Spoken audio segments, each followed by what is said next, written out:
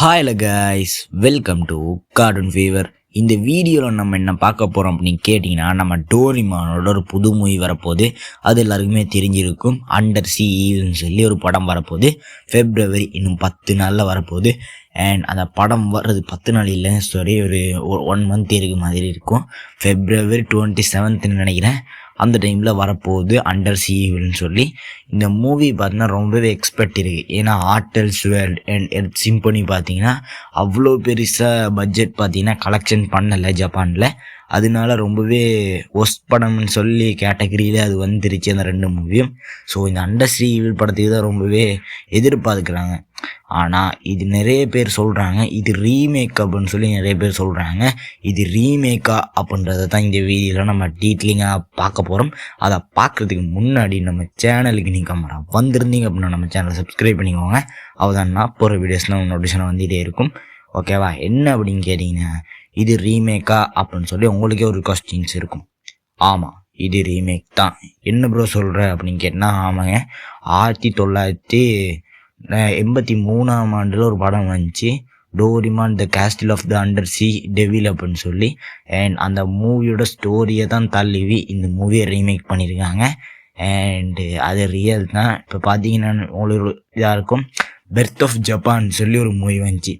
Perth of Japan, little star வான்னு சொல்லி 2 movie வந்துச்சு. அண்ட் அந்த 2 மூவியும் பார்த்தீங்கன்னா 1900 வந்த மூவி. ஆனால் இப்போ நீங்கள் டிவியில் அந்த மூவியை டெலிகாஸ்ட் பண்ண பார்க்கும்போது கிராஃபிக்ஸ்லாம் தரமாக இருக்கும். அனிமேஷன் குவாலிட்டியெல்லாம் வேறு லெவலாக இருக்கும். அது எப்படி ப்ரோ அப்படின்னு சொல்லி நிறைய பேர் கேள்வி இருக்கும். ஏன்னா 1900 தான் இந்த மூவி 2ம் வந்துச்சு. ஆனால் அது எப்படி இவ்வளோ குவாலிட்டியாக இருக்குது அப்படின்னு சொல்லி நிறைய பேர் கேள்வி இருக்கும். ஆமாம், அதுதான் ரீமேக் பண்ணி தான் அந்த குவாலிட்டி எடுத்துகிட்டு வந்திருக்காங்க. அண்ட் அதே மாதிரி தான் இந்த மூவியை ரீமேக் பண்ண போகிறாங்க. டோரிமானோட எல்லா மூவியும் இப்படி தான் ரீமேக் பண்ண போகிறாங்க அப்படின்றது தான் இது இருக்குது. இந்த வரிசையில் இப்போ அண்டர் சி ஈவில் படத்தை ரீமேக் பண்ண போகிறாங்க. அண்ட் ஸ்டோரி என்னவாக இருக்கும் அப்படின்னு கேட்டிங்கன்னா, டோரிமான்ட்ட பார்த்தீங்கன்னா நம்ம நோபிட்டா சம்மர் டைமில் போர் அடிக்குது அப்படின்னு சொல்லி கடலுக்கு அடியில் சும்மா ட்ரிப் போகலாம், சும்மா சுற்றி பார்க்கலாம் அப்படின்னு சொல்லி போவாங்க. அவங்க ஃப்ரெண்ட்ஸோட பக்கி கார்னு சொல்லி ஒன்றை பயன்படுத்தி போவாங்க.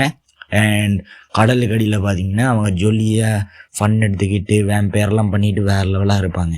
ஆனால் அங்கே தான் ஒரு ஆபத்து இருக்கும். என்ன அப்படின்னு கேட்டிங்கன்னா, ஒரு வில்லன் குரூப் பார்த்தீங்கன்னா கடலை அவங்களோட கண்ட்ரோல் எடுக்கிறதுக்கு பார்ப்பாங்க.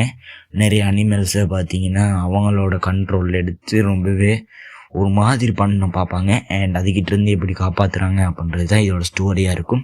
ஒரு தரமான ஸ்டோரி நல்லா வரும்னு நினைக்கிறேன். அண்ட் அந்த நான் மூவி பார்க்கலை.